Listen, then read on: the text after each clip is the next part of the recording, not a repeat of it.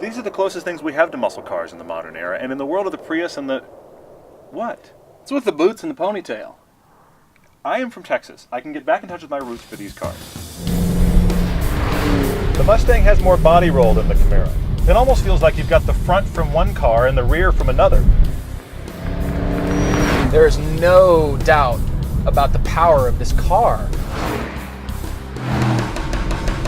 I'm driving the 2010 Camaro SS. This is pretty much the poster child for the retro muscle car. The Mustang only got it because it was first. This is the one that we drooled on for years until Chevy finally got around to actually making the damn car. It's up there with apple pie, Coca-Cola, baseball, and everything else that swells your chest with American pride.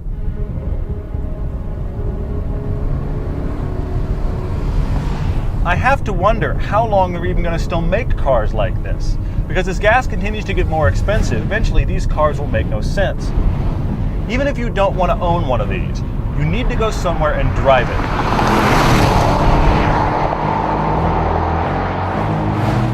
Royal Purple is the performance oil that outperforms. More power and torque, reduced wear, better economy, longer oil life. It's so good that 25 out of 28 of America's top high-performance engine builders relied on it at this year's Engine Masters Challenge. Why? Royal Purple delivers real-world performance. Royal Purple, the performance oil that outperforms.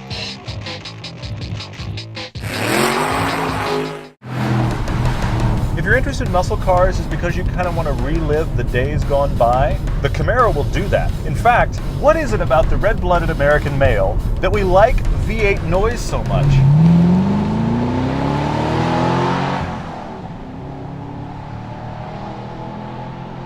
It just turns me into a 5-year-old with a driver's license. One more reason the Taliban hates us.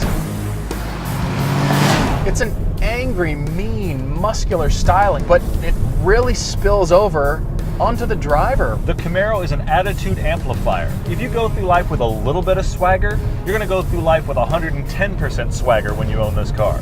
They just drive along beside you on the freeway and stare at the Camaro. This is a hot-looking car.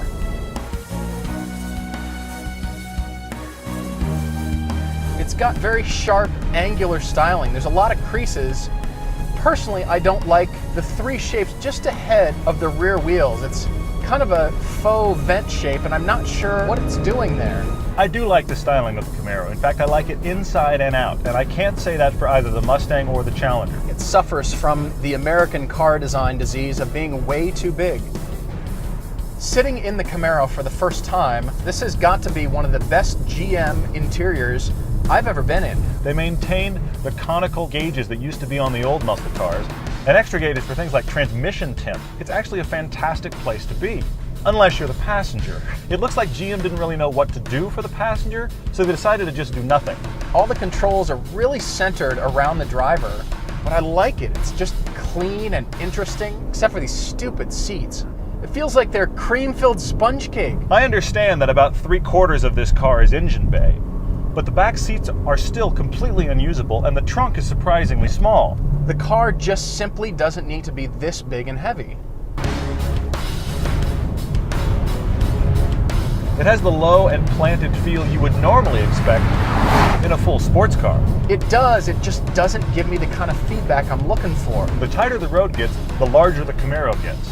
It doesn't have the body roll of the Challenger, which feels like a listing ship. This feels like a linebacker trying to learn to dance. He can do it, he's just not real thrilled about it. This thing is a pig. It feels the same going straight as I do going through a corner. So that means my confidence level is a lot less. I don't really feel like the steering wheel directly connects me to the pavement, but the Camaro is so wide and the suspension is firm enough that it still gives you confidence. With an engine note like this, you really want to wrestle it around.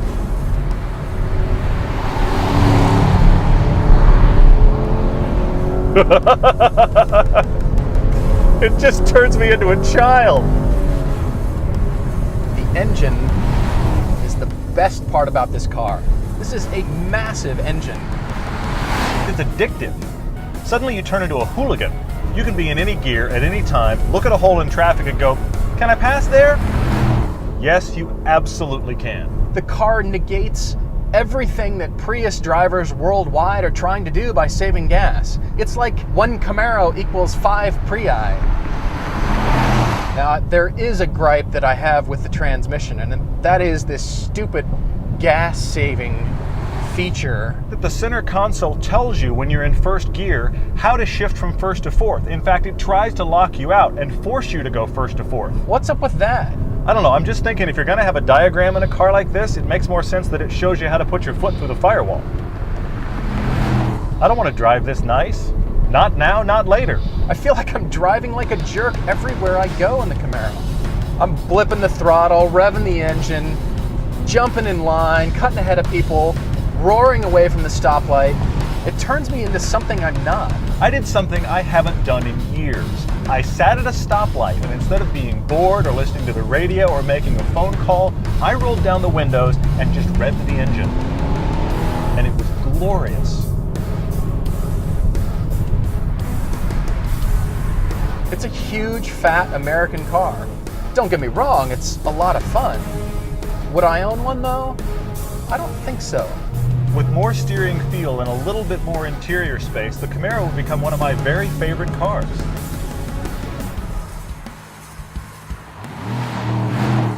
All right, so we've driven a couple of the modern interpretations of the muscle car.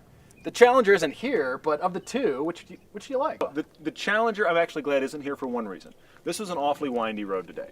And the Challenger, Well, it's got yeah. the most body roll by far, probably 800 pounds These on some of cars these cars. aren't typically taken on roads that we No, do today. no, we really ran them through the ringer. And Yeah. the thing is, of these two, Camaro wins. Absolutely. You think so? Oh, no question. It's a muscle car. It's anger on wheels. Yeah, but I felt like a jerk. Everybody on the road hates me because I Anger on drive like a wheels. jerk. That's a muscle car. That's why you buy one. You don't buy one to be nice. It's the anti-Prius. Well, You said it to me. I like the Mustang. It's got a little bit more sophistication. The styling's a little bit nicer. It's gonna age better. It handles better. The Challenger will age better than both of these two. But I'm sorry, you cannot argue refinement on a Mustang with a live rear axle beam in the back. That's not refined. That's technology from Yeah, but- the days of horse and cart. You gotta admit, it handles better than the Camaro. Better is relative. It's more precise. You know, whatever you're looking for. No, not whatever you're looking for. Muscle cars. Camaro, come on. A combination of good brakes and tighter handling really make this the driver's car of the two. Camaro's just a hot rod. This is a true enthusiast car. The Mustang isn't exciting in the mundane. So for a car that you'll drive every day and sit in traffic and figure out parking for and throw your groceries in, the Camaro is going to keep you interested longer. I don't think I'd want a car this big, this heavy, and this thirsty to drive every day. Plus, it makes me a really aggressive driver. This car's fun to be seen in, it's a blast to drive, it's fun to sit in traffic. And ultimately, if you're going to spend this much money on an automobile, you should smile all the time.